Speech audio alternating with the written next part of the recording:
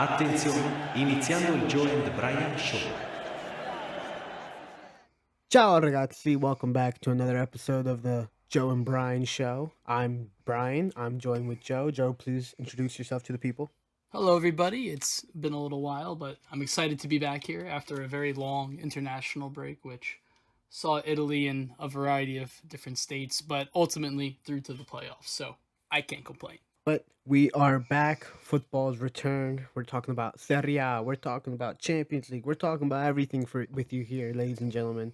But this episode in specific, we're going to be talking about Serie A match week 7. Joe, let us know what happened.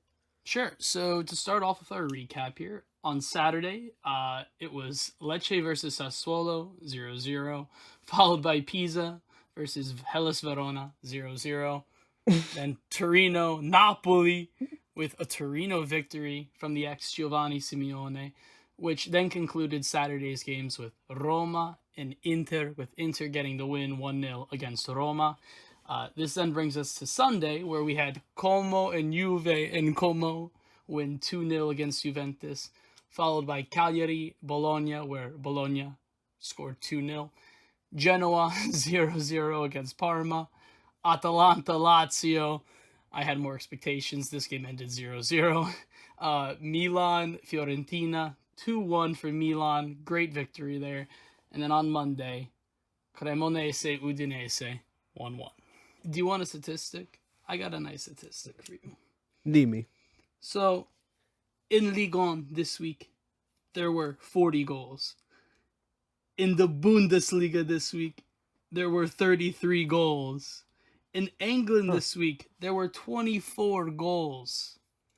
In Spain this week, in La Liga, 19 goals. In Serie A, what was it, 11? Yeah, 11 goals. I mean, wow. They lock shit down. This was the most boring match week from a goal perspective. I mean, everybody just said, we're tired. That's what it came down to. But for what? International break. It's October. It's October. You should come back refreshed. What the fuck? Nah, get the fuck out of here. Nah, no, I don't want to hear that. We're tired. Nah, the average age in the league has got to be at least 37 years old. These people are tired. They should be retired. They're not. All right. And don't get me wrong. Like, some of these games, I could expect a couple 0-0s. You know, I don't think it's unheard of for something like that to happen, but 1, 2, 3, 4. Come on. I could have even seen the Roma-Inter game being a 0-0. Let's be real here. I mean, I don't even know what to make of that. I'll call it a fluke week. We've seen more goals in these past weeks, but just this week alone, it was a rough watch. I'm chalking up to the international break. We'll see if I'm wrong. But let's talk about it. Let's talk about it in order. Let's start with the Torino-Napoli game, because that was the first big scare this week, was Sure. Napoli dropping points. Well, it's a scare if you're a Napoli fan, but for Definitely. us, you know, who support the other big teams, it's great. It's nice to see Napoli drop points, because we all thought they were going to run away with the Scudetto. Conte's got his hands in both pots, and it's not looking too good for him right now.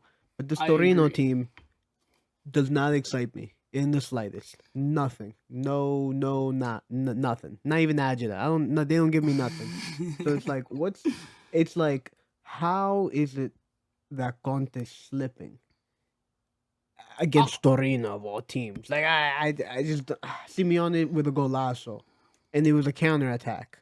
But you need to be able to score against Torino. Like, you are the Scudetto champions, reigning champions. You need to be able to score at least. No, I hear you, and I think there's a couple of things you could look at this. I think you could look at this Torino team and say it's not a very good team, and 95% people 22 shots. Napoli had 22 shots. Like, come on, and they had one big chance. So what's going on? I mean, listen. There's injuries. I'm not making an excuse for Napoli by any means. They had a very good market, and they're not playing some of their new signings. Noah Lang, I believe, said earlier today, I've spoken to Conte once. He's been there for 2 months, and he's talked to Conte once about how he likes to sing and dance. Like, that's where we're at Napoli. It's a talent show. Like, it's absolutely ridiculous. Politano apparently runs this Napoli team. If he don't start, they can't get nothing together. I can't believe I just uttered that phrase. I never thought I'd say that in my life. And of all people, it's the ex, Cholito, who gets the goal. And I'm like, yeah, I could see him getting one in like a 3-0 or 3-1 Napoli win, but it didn't. I lost $70 on Napoli this week, let me tell you. What? You lost $70? What? Listen, I made it back. But I think we need to acknowledge that on the balance sheet, it didn't look good on that day. It was bad. I tied everything, and I got most of it right too. But, I also thought Juve would at least draw. We're not even there yet, but just anyway, absolutely ridiculous. And looking at this team Antonio Conte put out, would you say that's just not a good enough 11? Because I would say that. Now, to be Torino, it should be good enough, but like I don't like Jesus. Oliveira's like okay. Billy Gilmore's pretty good. I'll give him his flowers. Lorenzo Luca, though, for $40 million, this guy needs to do something. I mean, he's 25 years old. He's got one goal. I mean, I get it. Lukaku's hurt. I get it. Højlund's not available. They're missing a few midfielders and defenders. Like, I get it. But come on. I mean, I'm not a Napoli fan. I'm happy. I'll take the gift. Thank you very much. I can't believe we're seeing Milan at top of the table. I mean, broken clocks are right twice a day. So, I keep that in mind. But this is just flabbergasting. I don't know what else you have to say, but I'm just shocked. It happened, though. Is this indicative of how Napoli is going to be playing the rest of the season? No, this is a gift. So take it. Enjoy it. Build off of it. Conte's got a lot of work to do. He's got to figure out how to get the best out of these players because he can't just go crying about I don't have enough players. No, that's not. He actually recently just complained I have too many players. Only Antonio Conte can make that a bad thing. But yeah, there's definitely an integration problem happening with some of these signings. Some of them not so much, but yeah, we need to see more of these guys playing. I mean, especially, you're down a goal, your solutions. I mean, you have Giuseppe Ambrosino, this youngster. I mean, I'm not going to sit here and judge him, but at 22, you think he's going to get you the winner? Like, he's just not the guy. Noah Long came on for 27 minutes. My question is, why wasn't he there sooner? Politano, I could say the same thing. I just have a lot of questions, honestly. And I think we could look back to some other Napoli games throughout the season, and there was a few close calls, a few late goals, a few good calls in their direction. Not to say that they've been lucky by any means, but they have had a little bit of fortune. So it was inevitable that a loss was going to happen, in my eyes. I just didn't expect it, as I said, with that $70 bet, to happen this week. All right, so let's wrap up this section and move on to the next big game, which is the Roma-Inter game. As an Interisti, congratulations. Well, Grazie. You got your 3 points or whatever against Roma of all teams, but away from home. So credit where credit is due, and you got the 3 points. So tell me, what'd you think of this game? So, everybody, I was camping. I'm not a big camper, but I went camping. And I was on a hayride specifically at the time of this game. So I was watching it on my phone, just for the context. But I was very excited because, well, I wasn't excited to begin it. Roma should have scored. This game should have been a 1-1, in total honesty.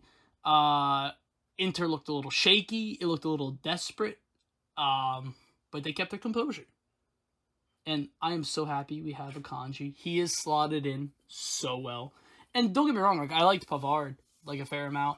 But Akanji is one of those guys who, when he's there, his presence in the defense, it's comforting. Unlike Bisek, who's really good going forward, Akanji can go forward, but Kivu's been playing him further back, which allows Bastoni to do his thing, act as that false, left wing back, if you want to even say that. And, he's just added so much solidity to this team, and he's still pretty quick at 30, so I'm happy with him. Barella sends a beautiful pass. I'll try to pull up an image of it if I remember. I don't know if you saw it. That was a beautiful ball. It was a phenomenal ball. found I thought Boney Boney was just offside. in I was space. convinced. Everyone did. Yeah, Everyone did. That's how good of a ball. And then Boney once again. I mean, at first over the summer I was like, this is a good signing, but there was other names I wanted. Blah blah blah. We got him for a steal. He's been incredible. Obviously, it was the Boney show last week. He gets the game winner against the top of Serie A at the time, Roma. Listen, Roma were getting lucky. Just this season in general, I think they have a good squad, and I think they'll carry this momentum and probably get top four. But some of these games, I believe against Verona, they got very fortunate, and there were some other mishaps they've had. So I'm just happy with Inter. I'm happy that our younger players are scoring. I like that we're signing younger players. Kivu is reading the game so well. He doesn't necessarily wait to the 65th minute to do his substitutes. He lets the starters actually play out the game. It's a nice thing. I very much enjoy Kivu in his football now. And I think there's a lot of question marks when he first came here. But all said and done, I think he is the right man for the job. And I think the management, I'll swallow my tongue and say they did a good job. Akanji coming in, I think he was the missing key for Chivu. I think Chivu was reading a lot of the game right, but he was just missing just that little bit just to get him over the edge. And I think Akanji really pushed him over the edge. So now you're seeing, Inter. A bargain for him. Yeah. So Inter are now closing out games where they weren't before, where they were in the lead and losing leads. Now Akanji can now stop that. So that's good for Chivu, and I've noticed that. Boney's been too good. I don't like that. He slotted right in for Thuram. I didn't expect that. Didn't need that in my life. He's the now build. He is the mini Marcus Thuram. I think he left him in from last week. No, yeah. I see it. It's like a little thinner version, But he's equally just as good, which is the most frustrating part. So, yeah, and he's young. Chivu's doing good. Although this game, like you said, this is a weird game. I don't know what it was. I mean, Roma should have scored. They had a bunch of opportunities to score. They just didn't. Dybala didn't look that bad, but we'll see how long he'll stay fit for. Yeah, I hear you. I mean, the ball from Barella was beautiful. It was perfect, but that happened so early in the game that I was like, surely this sets the tone. Like, we're gonna be on you, scoring goals. I expected more from Roma, but no, nothing happened. So this is a weird game. I guess Chivu was just content with, sitting back. It's 1-0. It's not like you guys were sitting back completely, but you just guys. Yeah, he even said toothless. He approached the game differently, and I think he's got ideas and he is slowly implementing them. But at the end of the day, and Kivu is a player. When he was a player, let me say, he was incredible. He wasn't, a Maldini sort of level player or Sergio Ramos, but he was under them. But he was still playing at a world-class team. He was a great player, and I think that mentality really, really helps as a coach. I think he can read these games, not necessarily tactically, maybe as astutely as some other managers, but he knows what the players want. When they don't look good, when he sees that they're tired, he is not afraid to make the changes that are necessary. And I believe a few games ago, he took off Barella and put on Zielinski, and everyone was like, "Oh, why would you do that?" And then Zielinski, moments later, scores, and it's like, wow, Kivu can read, and I love it. I'm super happy, honestly. Prompts a question about Roma to a degree, and I want to get your take on this. Are Roma going to be in the top 4 this year? 100%. I think they're just getting unlucky. It's a slow start from Gasparini. I mean, I get you. He had 8 years at Atalanta, and not every year was great. I mean, some of them were awesome. Like that first breakout into the Champions League with Papu Gomez. Sure. And then just more recently with the Europa League win, a Lookman hat trick, phenomenal from the club. But that took a lot of time. He's really doing that with Roma. Roma are in they're a bigger club, higher position. Definitely. But Roma's not liquid. They don't got money like that. Yeah, so Roma's not. You gotta implement changes here and there. Yeah, I mean, look, they conceded a crazy goal. Like, I mean, elite ball from Barella, and then they just couldn't put it in the back of the net. I mean, Inter one of the best defenses in the league. and just Roma was just getting unlucky with their finishing. So I mean, different day. This game ends 2-1, or maybe 1-1, or maybe 0-0. You know, but I think they'll be fine. Gasperini and Roma will be fine going forward. So that wraps up Roma and Inter. So now we're gonna talk about Sunday's game, Como Juventus. I got strong opinions about this, especially about Como. Um, we can talk about Juve at least, but Como never looked like a team that when they're like building with the ball, like they're gonna score. Like it looks good, but nothing ever actually comes of it. It comes from the most random moments. Like I mean, where the ball just falls to Nico Paz. He sends in a cross, like a cross where he's not even in the right position. He just sends it, and then they score from it just because the quality of Nico Paz. It's just like uh, I don't know how to describe it, but I don't think Cuomo really are all that. I think they're being a little hard carried by Nico Paz right now, and I think they might get found out pretty soon. I hear ya, but they have signed some interesting players. Now, granted, no one is up to the quality of Nico Paz. I totally agree with that. And the rest of this team doesn't seem remarkable, but they play so well around him.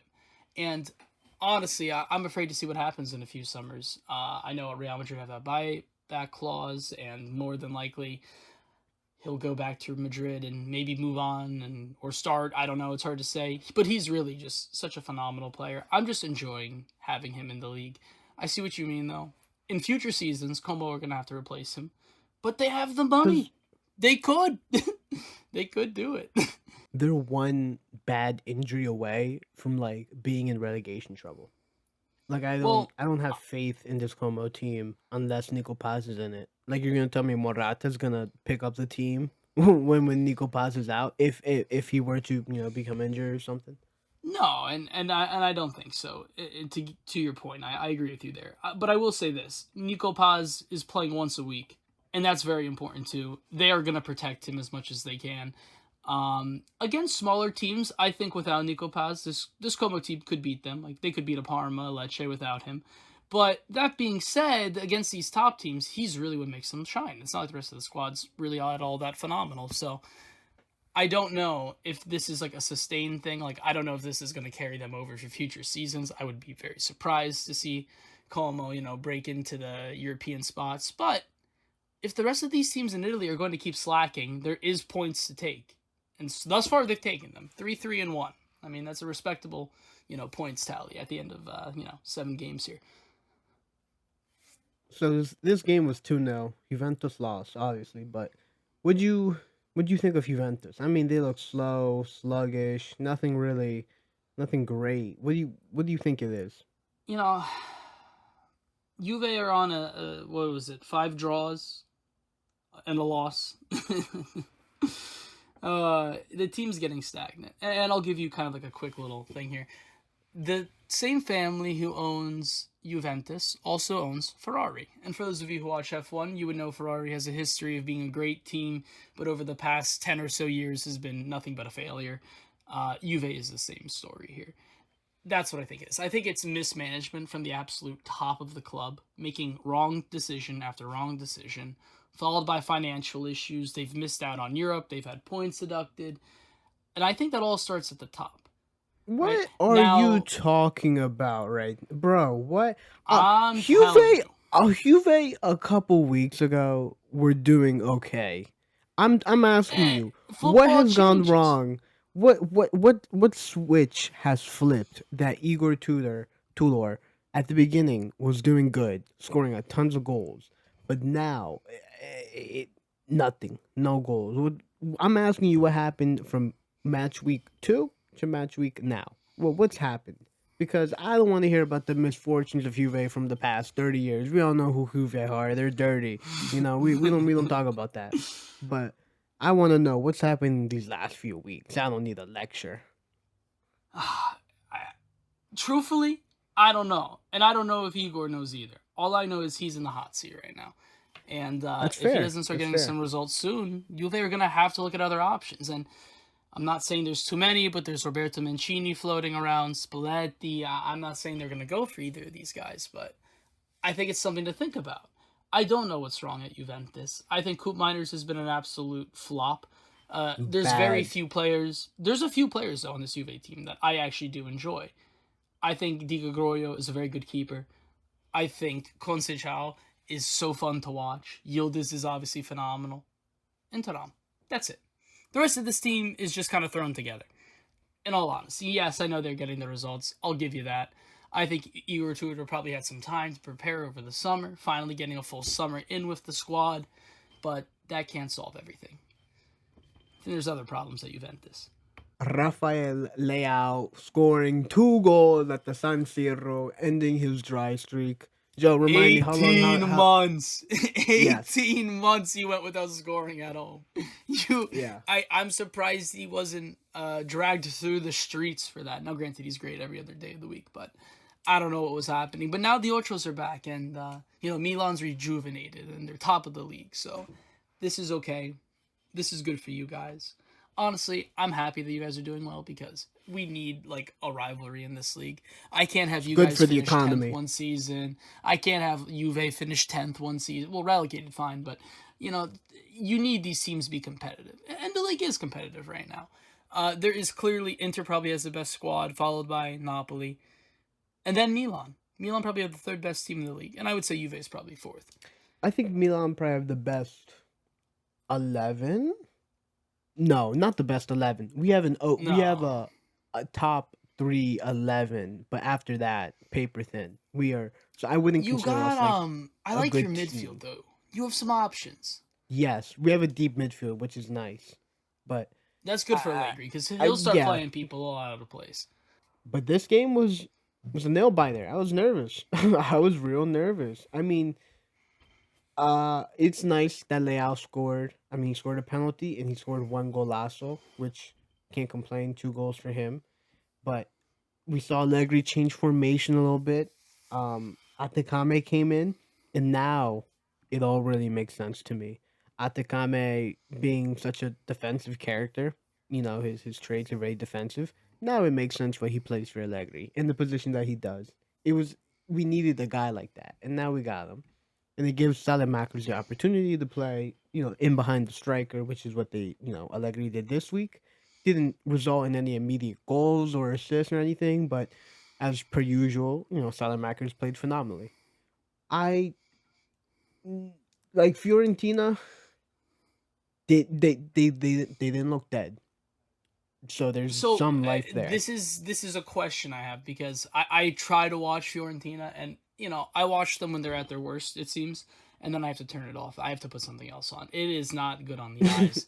I think that's the Pioli effect. It just makes me stay away. I don't know what position. Well, I guess they're an allegation, but th- this lineup, it's like okay, but this is a mid-table lineup with a couple of gems, right? And that's about it. This Fiorentina team is just sad. I mean, but you say they weren't dead, so give me a little bit about them. How did they look? Well, I mean, How did Pioli's ball look to you? they scored. I mean, okay, so the first half, it's Allegri ball. Nothing's really happening. Just chances here happening here and there, but no one's scoring. It's not till the second half does anything happen. I mean, Fiorentina sort of start off the first second half really strong. They do eventually get the goal, but it was a scrappy goal. Like it was like a shot that my non saved, and it bounced off the chest of Gabia, and then went into the goal off go. Like Gosens just barely got into it. It was it was Yeah. it was it was scrappy, and I was like, ugh, here it goes. We're cooked. Allegri's cooked. No goals. We're playing layout at striker. Nothing's happening, but the team showed vigor. They came together and they were like, we're gonna score, or at least you know, Leao thought that he picked up the ball, dribbled as per usual, just ripped the shot, and boom, golazo. And I was like, wow, It was a Leao's back. crazy shot too. I thought it took a deflection. I was like, no shot, he just scored that. I was like, must have been a deflection, and he did. And I was like, holy crap, what a phenomenal goal. And then we got the penalty, and he scored that. Can't really complain, about like with a penalty, you either score or you don't, and he did score. So like, no complaints. Congrats, you got 2 goals. You know what I mean? You did what you had to do to get the points, and I'm proud of you, Leao. But I want to see a little more. I want to make sure but you're consistent going forward. I don't want to have these 18-month dry sprees of no goals, brother. You sound like me with dry sprees. That's not good. Okay, so more goals, more golazos. I like this. Allegri, stay flexible. It's beautiful. But Fiorentina, once that second goal went in, they knew they were done for. It took a moment of magic from Leao to really close out the game, but Fiorentina, they got a lot of work to do. Or Pioli needs to ciao, au revoir. Like Pioli needs to leave because he's ruining Fiorentina. No, I agree with you. And I'll say this. I see that Bartasaghi, another start, another decent performance from him. Do you think he's going to be up to stuff for the rest of the season? I think he also had a good international break as well. So I think we're Bartasaghi? also yeah under the I don't think under he. the U21s or Oh, whatever. oh, right. Okay, yes, Yeah, yes. he That actually him makes a lot him of and sense. like Terracciano, I think both of them did pretty good or something. But Oh, well, that's good to hear. Stupinyan's also injured, so he was always gonna start. All right, guys, a little confession from Joe and I here. So this like international break thing that kind of happened. I If you forgot about remember on that. the last episode, guys, we were like, "Hey, we're not making any changes till after international break, because injuries and such." And then a week went by and we forgot. We forgot to make the changes. Too much time I passed and reminded him. I was like, "Hey, you should wait." I think that might even be on the last pod. I don't know, but I I was made like, two "Brian, you should trades. wait to make your changes," and then sabotaged both of us. Oh Lord. I made two changes and then you told me to wait and I was like, that's a great idea, and then I completely forgot. So I had three big players who did not play. I had Thuram, Pulisic, and Same here. McTominay not play. 0 points there. Could have used those points very wisely. I mean, a Bony would have gone in for Thuram, 100%. I would have done that. Shame. Yeah, I mean, I put out the standard 3-4-3. I had Sommer in net. He got me 25 points. I guess that was a good choice. Back in the last match week. Lagumi with 0 points. Yep. Bastoni with 16.8. Bukema with 17. Scott McTominay with 0. Rabiot with 0. Chala with 17. Nico Paz with 32, which is good. Pellegrini got me 5. Thank God Boni was there. I got 20 points. And then Sule with only 10. And Yeah. Fabregas with 30 big points. I'll take that. Oh, So, that's where all my points came from. I didn't even see that. yeah. Oh, I was So, trying to do the math. I was like, I don't get it. Where'd my 160 for this week come from? I was like, I'm not getting that. There you go. I you didn't know, even I, notice that. I'm at 175 on the points this week, all things considered. Not bad. But I have made my changes already for next week, if you would I like to hear them. Tell me, because I don't have mine ready. I'm just gonna look at who's playing the small teams and just load up on Yeah, them. That's yeah. So that's kind of my strat here. Up front, I have Boni, De Ketelaere, Sule. In the midfield, I have McTominay, Salamaker, Chalanolu, Paz. And then in the defense, some changes. I have Soleil, Bastoni, and then Honest on Nor for only 8.5 credits. I think this is a steal. I think he's going to have a good week. And then Sommer at net. okay. Interesting bringing Bastoni in, but Inter are now solid, so you should be fine with that. Sounds good. Sounds nice. I haven't even begin to look at mine, but I will make sure. I'll be absolutely positively sure that I make the changes this week because I cannot afford another week with no changes. Well, ladies and gentlemen, that has been Serie A this week. That was match week 7. We'll be back with match week 8, filling you in with what's good and what's not good. And hopefully it is a more exciting match week. And hopefully I actually make my fantasy changes and we have a good competitive week. Joe, anything else you want to say to the audience? Yeah, so Brian and I are going to do a mega recording session today, and we're going to be producing, I believe, around 3 episodes this week. That I should have promised that. But yeah, 3 episodes this week, everybody. So stay tuned. There is more coming down the pipeline. All right. Well, tune in next time. Make sure to like, comment, and subscribe. And ciao, ragazzi. Ciao tutti.